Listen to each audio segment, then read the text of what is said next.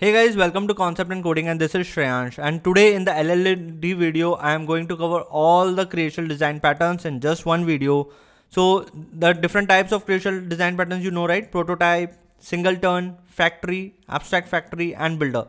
So all I have covered already in depth except prototype. So today I am making the prototype as also tick. Okay, so I'll cover the prototype in depth plus also give you the complete overview of the others creational design patterns, so that it will save lot of your time.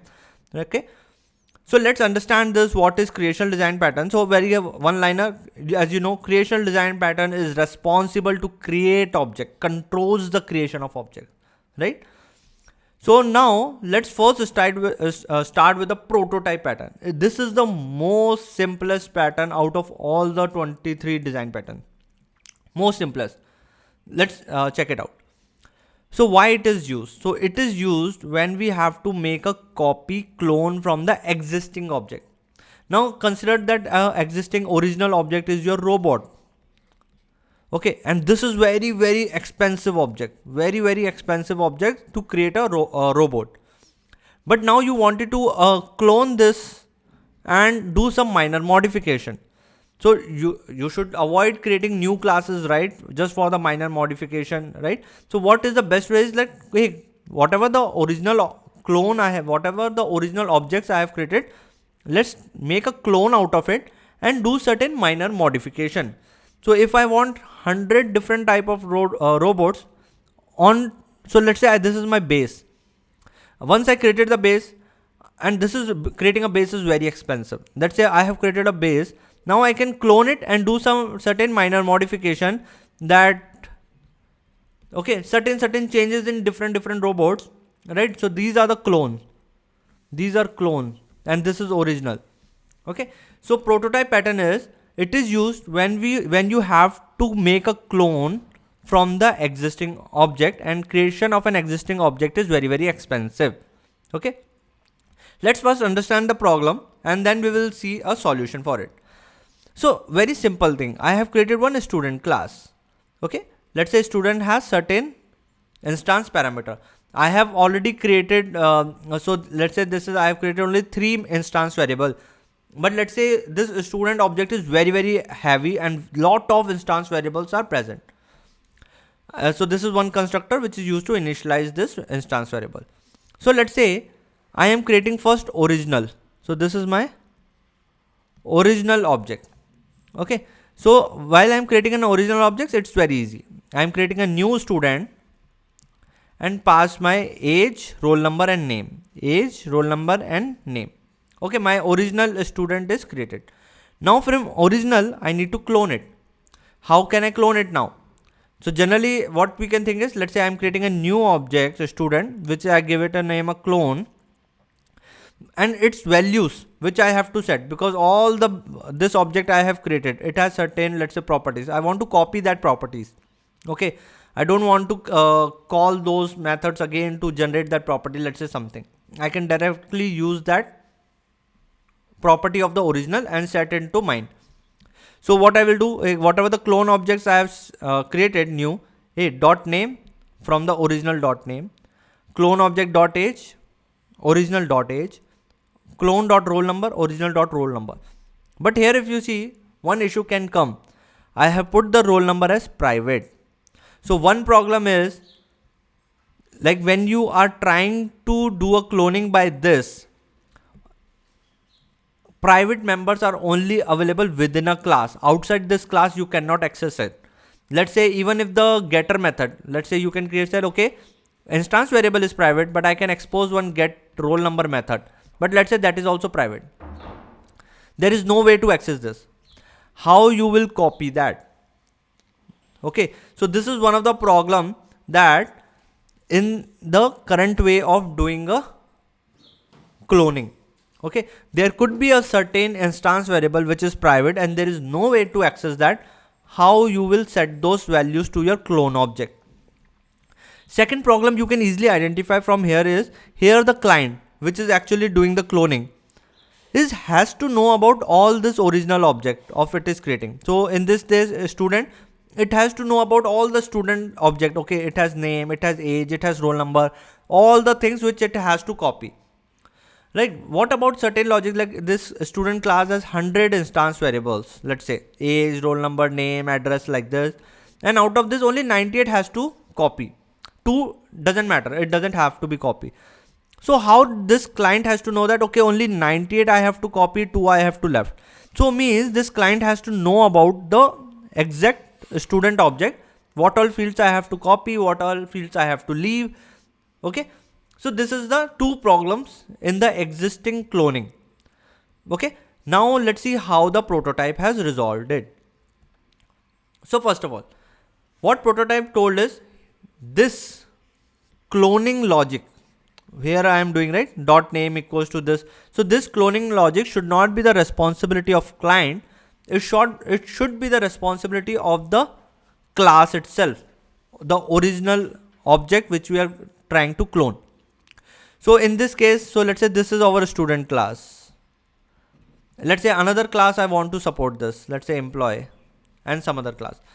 So in all the original object class in which I have to support the clone, I have to expose one method clone, and this has to actually do the cloning. Why?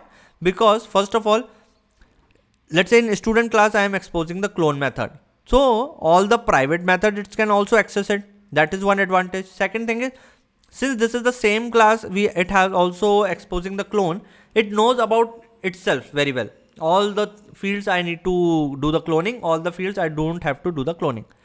So all this cloning related logic will be inside this only. Okay, so why we have created one prototype interface is, like, if this is not exist, then let's say student method will say get clone, this will say that okay only clone, this will say that okay, let's say another class says that okay do clone. So there is no consistency. So let's say with the prototype interface it says that one method clone, and all are implementing it, so everybody has to implement clone. So there is certain consistency also comes into the picture.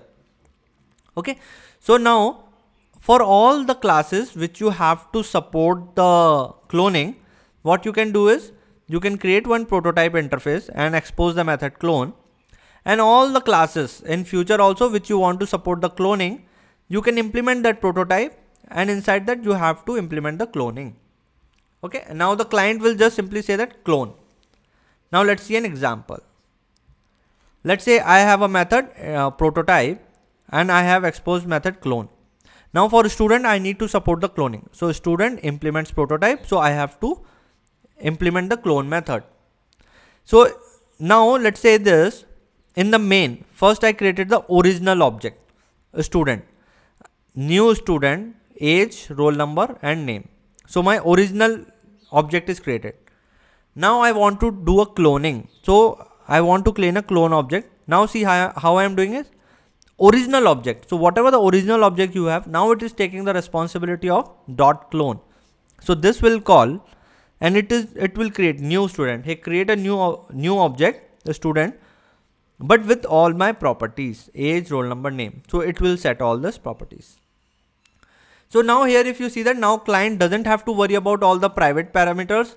Client doesn't have to worry about to understand the student, what all fields I need to copy, what all fields I have to leave.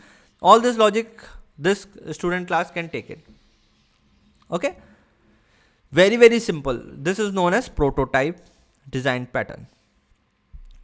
Okay, now let's see what all the other design creational design patterns which we have covered, and let's see a quick overview of it. So now what is the use of singleton pattern? Singleton pattern, as you know, it is used when we have to create only one instance of the class. So there are many use cases you will find where you have to create only one object, right? Let's say DB connection, you want only one DB connection and then you can perform many operations. Let's say ATM, so you want only one ATM. Let's say another thing, you want this. Okay, so in that case what you will have is you can create only one object and then you can perform many operations out of it. So what are the different ways to achieve this? There are 4 ways to achieve this: is eager, lazy, synchronized method and double locking. Double locking is the one which is actually used in the industry. Let's first see the eager initialization. So how you can create a singleton pattern is, first you have to restrict the creation of an object. Who is the responsible for creation of an object? Constructor. So first you have to restrict it. How you can restrict it? Creating the constructor private, so that outside of this class no one should be able to call the constructor. Okay, then you have to expose one method which other classes can call it, right? They can call it through class name, so that's why I made it static. So they can call this method, and then this method will return, make sure that only one object is returned. So in the eager initialization, in the instance variable, I create a static because this static objects are related to a class. Let's say even if you create so many objects, you know that static members are related to a class. Even if you created 10 objects, these static variables are related to a class. It's not related to objects. All 10 objects will share this. So first I have created a static object because now it is related to a class, and I have eagerly initialized it. Means when the class will load, right, this static object will also get initialized. So at the time of loading itself, this variable is one object is created. Now in the get instance, I am just returning that object. It is not creating every time new DB connection, new DB connection, new DB connection. It's just returning whatever we have created. That's why it is called eager. Okay. So this is how you can call the get instance method. Second is lazy initialization. In the lazy initialization, what we have done is, instead of at the load time itself, we want to create that, hey, whenever the method invokes, whenever there is a requirement, then only create an object. So here we haven't initialized it here. We are initializing it in the get instance method. We are first checking if object is null. By default, it is initialized with the null value, right? Because it is static. So during load time, this will get initialized with the null. Now somebody call this method get instance. It will check, hey, object is null. Yes. It will create a new connection. Now it has a value. Now the second one comes, it will say it is null. No, value is already set. It will return it. But there is a problem with this in lazy. Let's say two threads directly comes simultaneously. Thread 1, thread 2 comes simultaneously. Both will find a object is null, and both will go inside and both will call the new DB connection. So two objects will be created in the memory. Okay, so that is the problem with the lazy one. And how it resolve it? Through synchronize. So let's say I have put a synchronize over the method itself. So you know that synchronize put a lock. So now two threads comes in, only one will go inside. So it is null. Yes, for the first one it is null. It will create an object. Now second one will go inside. Hey, it is null. No, object is already created. It will return it. But the problem with the synchronize method is it is very expensive. Let's say there are 1000 requests coming for get instance. So first time it do a lock, because method, it's a lock on the method. It do a lock, and then it is null, then it create an object. So it was null. So now it creates an object. Now the second request comes, it again put lock, but the object is already created, it will return it. Third, again put lock because it's on method. Since object is already created, it will have to just return it. But here if you see that the locking is, you are putting, let's say 1000, 10,000 times this method has been invoked, you have to put lock every time. And locking is very expensive method. So that's why synchronized method is never used. Double locking is used. And how double locking has resolved the solution is, so first it put 2 time check this. So how it put, let's say 2 threads comes in, T1 and T2. Both come simultaneously at the same time to this line. If object connection equals to null, let's say it is currently null. Yes, it is null. So now both will come at this step, T1, T2. That's synchronize. Because of synchronize, only one will go inside. Let's say T1 is going inside. Now object is null. Yes, it is still null. Now it will create a new object. Now the new object is created. Okay, and it goes out and the lock is released. Now T2 will take the lock and it comes here. Now it is again checking. So double checking. Is connection object equals to null? No, connection object is already created. So it is not creating a new connection. It will simply return it. So here if you see that we are checking 2 times. Here first is here at the first time itself, before putting a lock synchronize, we first check if there is already an object, return it. But because let's say simultaneously if threads comes and only one goes inside and created a connection and other goes, so there also we have put a check, if it null then only created, otherwise not. So this is double locking and this is used in the industry. Let's say factory pattern. This is very simple also. Why factory pattern is used? When all the objects creation and its business logic we need to keep at one place. Consider this.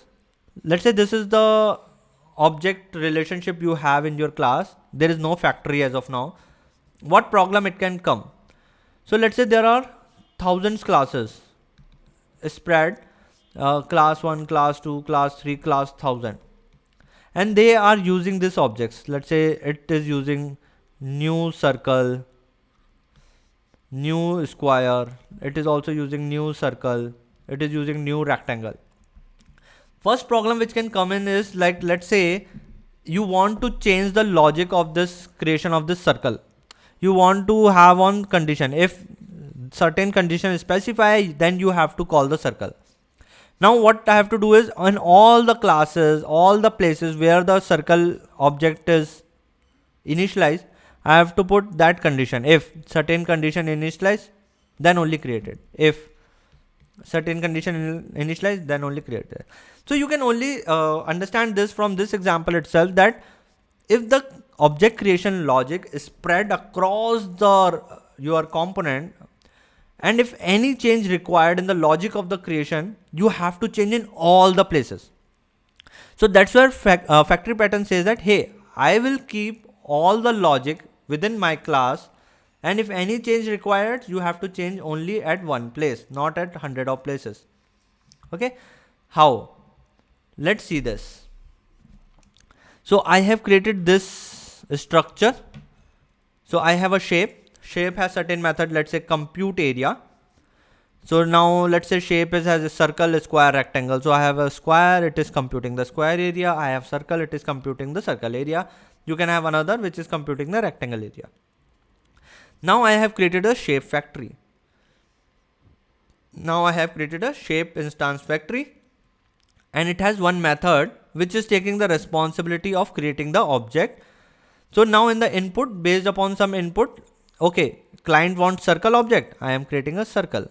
Client wants a square, I am creating a square object. Client wants rectangle, I will return a rectangle object. Now say in future any change in logic happen. Hey, if value, so let's say I don't want another square object, I can delete here. If value is equals to rectangle or value is equals to square, I just return the rectangle. Okay, so now if you see that I have to change only one class for the logic change. I don't have to change 100 and 1000 of classes where square and rectangle are used now. Okay, so that's the benefit of getting a factory. And how you can call it? You can create a factory object and then call this method, and whatever the object you wanted, just pass certain value and you will get an object of it, and then you can compute the method. Okay, now let's come to abstract factory pattern. Abstract factory pattern is nothing but a factory of factory. Okay, so now let's say I have taken this example, car. So in the car, let's say car, I am manufacturing economic and also luxury. I have a different varieties of economic car 1, economic car 2, economic car 3, then different variety of luxury, luxury car 1, luxury car 2, luxury car 3. So instead of creating one factory out of it, let's say I have created couple of factories. Economic car factory. So economic car factory, based upon certain logic, it will return objects of this economic cars only. Similarly, luxury car factory, it will return the objects of this luxury car only, right? Now here I have a producer, which is, you can say that factory of factory. So here whatever we are doing, it will first return which factory you wanted, either economic car factory or luxury car factory. Okay, based upon that it will return that object, and from that you can get an actually car. Let's understand with an example. So this is my car. and I have one method top speed. I have created economic car 1, economic car 2, luxury car 1, luxury car 2, and they have their mentioned the top speed randomly, certain values. Now I have created two factory out of it. Economic car factory, which is a child. I created a AbstractFactory interface so that this method can be same for both, right? So I have created a AbstractFactory get instance, right? And the AbstractFactory, what it will do is get instance, and based upon the price, it is returning economic car 1 or economic car 2. Similarly, luxury car, based upon the price, it is returning luxury car 1, luxury car 2. So this factory is working on their respective cars. It is working on economic, it is working on luxury. Now, if you see, I have created AbstractFactory producer. Now, based upon the value, instead of returning the original object, how we were doing in the factory, in the AbstractFactory, it will first return the another factory. So let's say get factory instance. Based upon this, so let's say if you want economic, then it is returning economic car factory. If you want luxury or premium or let's say valuable, whatever the value would be, it is returning luxury car factory. Okay, once you get the respective factory, you do your work. Okay, now let's say how it we invoke. So let's say first I have created an object of a factory, AbstractFactory producer. This one, I created an object of this. So client created an object of this. Then first I am doing is, hey, get me the factory of premium. So premium factory is like what car producer will do based upon the logic. Okay, you want premium, whether I have to return an economic car factory or luxury car factory. So premium will return luxury car factory. So it will return the luxury car factory object. Okay, luxury car factory object it got. Then from the luxury car factory object, whatever it returned, I call the get instance. So it will call the get instance method of this one, and based upon the price, it will return the actual car. It returned the actual car. Okay, that's why it is called factory of factory. So first it will return one factory. This is the first step. So this is itself a factory. This returns a factory, and this itself is a factory. Okay, so it's a factory of factory. That's why it is called. Let's say builder pattern. So builder pattern is also easy when you say that when you want to use it, when you want to create an object step by step. Okay? In builder dedicated video, if you see, I take an example of home. So home is your actual project, actual product which we need to build. So I can create a product into steps. So I have one mid step called builder. I created a home builder and I have listed down all the steps. So first step is, or whatever the step is, create wall. Second is create roof. Third step is create door. Fourth step is create window. And after this, all the step, ultimately the home is done. So this is your home builder. So, but let's say your home can be of different type, flat, duplex, villa, different types. So certain steps implementation could be different from different types of this thing. So that's why you can have it as an abstract home builder. And let's say these are common for all the childs. So you can have defined this implementation of step 2, step 3, step 4 here, create roof, create door, create window. But create wall, let's say it is different. So each type of builder, flat builder can write its own logic for step 1.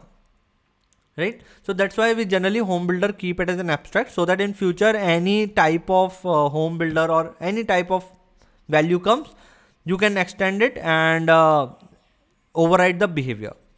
Okay. But generally the home builder purpose is to implement the steps, and director step is to orchestrate that. Maybe for some use case, step 1, after step 2, step 3 has to be done. Maybe for some use case, step 2, step 4, step 3, and then step 1 has to be done. So director orchestrate the steps, and the steps logics are present into the builder. And after all the steps done, there is a build method which actually return the product. Okay, let's see, understand with an example. So this is my ultimate student of product which I want to create. Okay, so let's say it has certain parameters. I want to create in steps. So I have created one builder, the student builder. I have created an abstract because students can be of different type, engineering, MBA. That's why. So there are certain steps to create it. Let's say I have steps for, if you want to create a student, one of the steps is set your roll number, set the age, set name, set father name, set mother name, set the subjects. So if you see, the subject for each type of student is different. So that's why I make it abstract, that okay, MBA student builder will override its own set subject, engineering will override its own. Okay, but now what the purpose of builder is, it has the implementation of all the steps. Okay, but here one thing you have to understand is, in the builder, till all the steps, everything is in mediator, not completed phase. So set roll number, it will set the roll number in the builder. Builder has exactly the same property as student, the ultimate product. So it will set the roll number, but what it is returning, again the mediator from builder. It will set the age, but it will set the builder only. Ultimately the build method will be invoked. From this builder, it will create a final product. Right? So now let's see with an example of here how it is called. And director is, see, director I have created this just for understanding this method. But ultimate purpose of this is this. Let's say you want to create an engineer student. So you have an engineering student builder. I have used a dependency inversion so that director can have either engineering student builder or MBA student builder, anyone.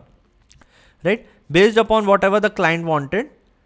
First I set the roll number, then I set the age, then I set the name. So see, set roll number. So set roll number, what it return? Again the string builder. Then string builder, again set age. So here currently it's on in mediator phase. After everything is set, then I call the build method. Okay, then ultimately it returns the student.